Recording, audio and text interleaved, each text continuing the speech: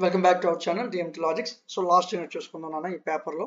So ఈ legislature యొక్క functions ఏంటి, దీని పని ఏంటి అని అడిగాడు.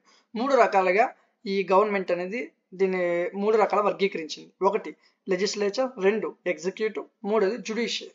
సో ఈ మూడిట్లో కూడా లెజిస్లేచర్ని మొదటగా తీసుకున్నాడు. అంటే ఓ మెయిన్ బ్రాంచ్ అని చెప్పాడు. ఎందుకు అంటే unless laws are made the question of enforcing or interpreting them does not arise. ఏం లేదన్న, ఈ లెజిస్లేచర్ అనేది ఏం చేస్తుందంటే ఈ గవర్నమెంట్ మొత్తంలో ఇది ఒక ఇంపార్టెంట్ పొజిషన్లో ఉంటుంది. ఏవైతే పెద్ద పెద్ద ఫంక్షన్స్ ఉన్నాయో ఇవన్నీ కూడా, అంటే పెద్ద పెద్ద పనులు ఏదైతే గవర్నమెంట్ చేస్తుందో ఇవన్నీ కూడా ఈ లెజిస్లేచరే చూసుకుంటుంది.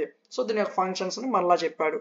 పాత లాస్ను ఉపయోగించుకొని వాటిని రిపీట్ చేయడం అయినా, ఇప్పుడున్న లాస్ ప్రకారం అయినా, కొన్ని సవరణలు చేయడానికైనా, ఇప్పుడు మన చట్టంలో సవరణలు జరుగుతుంటాయి, అది కూడా లెజిస్లేచరే చూసుకుంటుంది.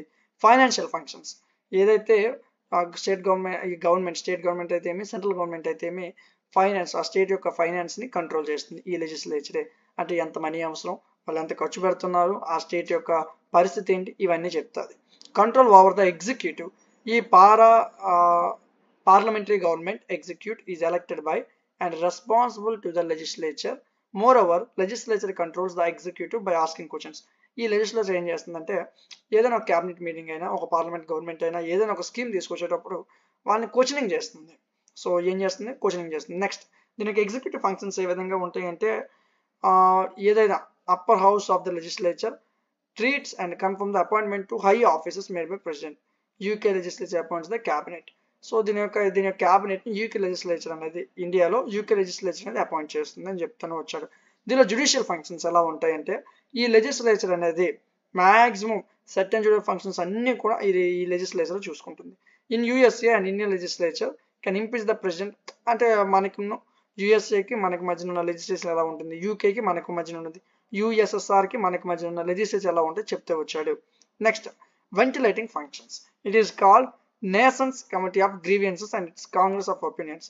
ఏం లేదన్న, వెంటిలేటింగ్ ఫంక్షన్స్ అంటే పబ్లిక్ ఇంపార్టెన్స్ ఏంటి, పబ్లిక్ అవసరాలు ఏంటి, వీటి గురించి మాట్లాడుతుంది. Electing functions. స్విట్జర్లాండ్లో జడ్జెస్ని ఎలక్ట్ చేసి ఫెడరల్ కౌన్సిలర్స్ కింద వాడతారు. ఇండియాలో ప్రెసిడెంట్ని, వైస్ ప్రెసిడెంట్ని లెజిస్లేచరే ఎలక్ట్ చేస్తుంది అని చెప్తూ వచ్చారు.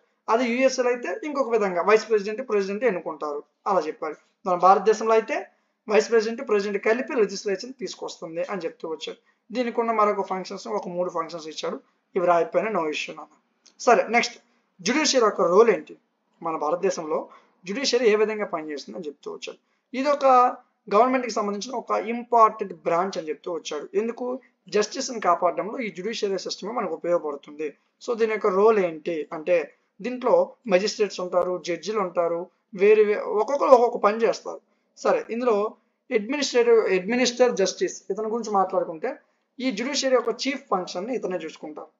ఇతనే అంటే సిటిజన్స్కి ప్రొవిజన్స్కి మధ్యన కేసు అనేది ఇతనే చూసుకుంటారు, అడ్మినిస్ట్రేటివ్ జస్టిసే.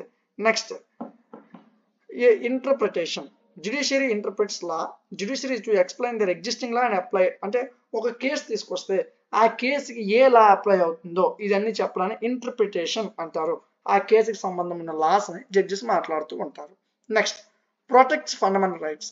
ఈ జ్యుడిషియరీ సిస్టమ్ ఉండడం వల్ల మనకి కొన్ని ఫండమెంటల్ రైట్స్ ఉన్నాయి, వాటిని ప్రొటెక్ట్ చేస్తుంది. ఇది ఏం చేస్తుంది, ప్రొటెక్ట్ చేస్తుంది. ఒక పీపుల్ మనకు ఒక right to information, right to freedom ఇలాంటివి ఉన్నాయి కదా, వీటన్నిటిని కూడా ఈ జ్యుడిషియరీ ప్రొటెక్ట్ చేస్తుంది అని చెప్తూ వచ్చాడు. Next protects the federation. అంటే ఒక సెంట్రల్ గవర్నమెంట్ అయినా స్టేట్ గవర్నమెంట్ ఈ మధ్యన కాన్ఫ్లిక్ట్స్ వచ్చాయి, కొన్ని వివాదాలు వచ్చాయనుకో, వీటిని కూడా ఈ జ్యుడిషియరీ సిస్టమ్ ప్రొటెక్ట్ చేస్తుంది అని చెప్తూ వచ్చాడు. నెక్స్ట్ చీఫ్ ఎగ్జిక్యూటివ్ అడ్వైస్ కూడా ఈ జ్యుడిషియరీ సిస్టమే ఇస్తుంది.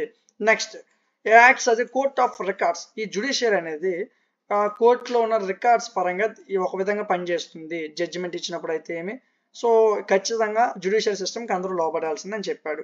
Next punishment for contempt of the court. సినిమాలో ఎక్కువగా ఈ పదం వింటూ ఉంటాం. సో ఈ జ్యుడిషియరీకి ఒక పవర్ ఉంటుంది, దేశంలో ఎలాంటి వాళ్ళనైనా కంటెంప్ట్ ఆఫ్ ది కోర్ట్ కింద నిర్ణయించవచ్చు అని చెప్తూ వచ్చాడు. సో ఇందులో ఉన్న లాస్ట్ క్వశ్చన్ చూసుకుంటే ఈ జ్యుడిషియల్ వల్ల, అంటే ఈ న్యాయ వ్యవస్థ వల్ల ఉన్న మెరిట్స్ ఏంటి, డిమెరిట్స్ ఏంటి. మెరిట్స్ చూసుకుంటే judicial activity sets out a system of balance and controls the other branches to the government. ఈ జ్యుడిషియల్ సిస్టమే గవర్నమెంట్ ఉన్న మిగతా వాళ్ళందరినీ కంట్రోల్ చేస్తుంది అని చెప్తూ వచ్చాడు. In cases where the law fails, ఎప్పుడైతే లా ఫెయిల్ అవుతుందో ఈ జ్యుడిషియల్ యాక్టివిజం ఏం చేస్తుంది, జడ్జెస్ని పర్సనల్ జడ్జిమెంట్ తీసుకుంటారు, next it places trust in judges and provides insight in to the issues. ఎవరైతే జడ్జెస్ ఉన్నారో వాళ్ళు ఇష్యూని తీసుకొని దానికి సంబంధించిన జస్టిస్ని డెలివర్ చేస్తారు అని చెప్తూ వచ్చాడు. సో వాళ్ళు ఏంటి రేషనలైజ్ లిమిట్స్తో ప్రకారంగా వాళ్ళు జడ్జిమెంట్ అనేది ఇవ్వాల్సి ఉంటుంది అని చెప్పారు. Judicial activism helps the judiciary to keep a check on the misuse of power by the state government.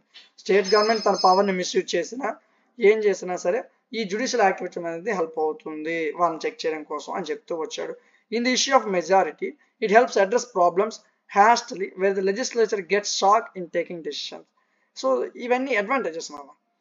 ఇంత పెద్దగా రాయాల్సిన అవసరం లేదు. సింపుల్గా గూగుల్లోకి వెళ్ళి జ్యుడిషియల్ యాక్టివిజం యొక్క మెరిట్స్ ఏమంటే చిన్న చిన్న పాయింట్లు ఉంటాయి, అవి ఒక 4-5 రాయని చేయాలి, అవసరం లేదు. డిమెరిట్స్ చూసుకున్నట్లయితే ఫస్ట్గా కొంతమంది దీన్ని మిస్యూజ్ చేసుకుంటున్నారు.